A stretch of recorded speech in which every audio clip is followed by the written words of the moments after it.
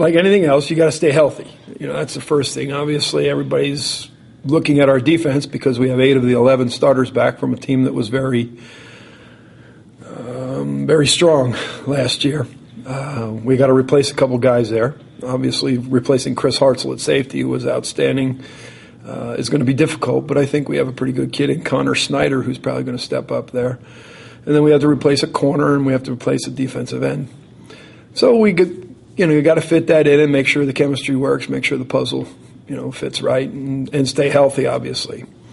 My biggest concern there is we're going to have more guys from the defensive side playing on the offensive side, which we didn't have last year. Anytime you have two-way players, you increase injury risks. There's a fatigue factor, things like that. But we feel we have to do it for our offense because some of those kids are pretty talented, and we just got to put them on the offensive side of the ball. The key people, obviously, has to be our linebacking core. Colton Weaver and Pat Zerby on the inside are probably both Division I linebackers, 1AA certainly linebackers.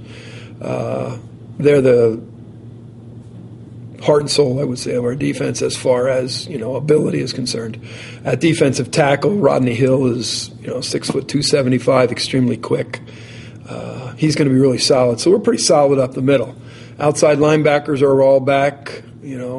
So we feel pretty solid there as well. They're not as big as Zerby or Weaver, but they're very athletic, very physical. Jordy Holbert, who's a little mini-me kind of guy, all 5'5", 165 pounds, but he's the emotional leader, believe it or not, of our team. But at 5'5", 165 is a 500-pound squatter. I mean, he's a little stud.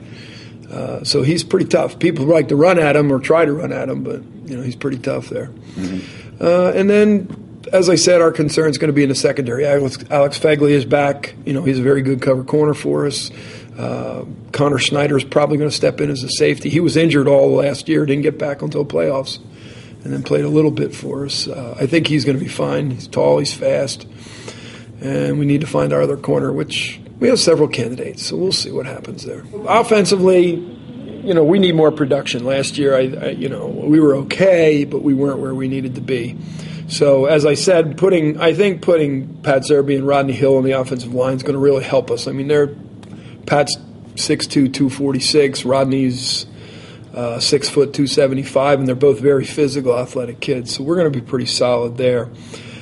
Steve Huber's back at quarterback. We should be pretty good there. He looks good throwing the ball and just being intelligent, calling the offense.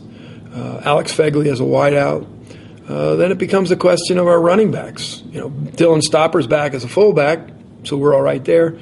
Running back by committee last year we had Jake Stopper and Mark Little. They're both gone, so we're going to wait and see. We've got 3 or 4 guys.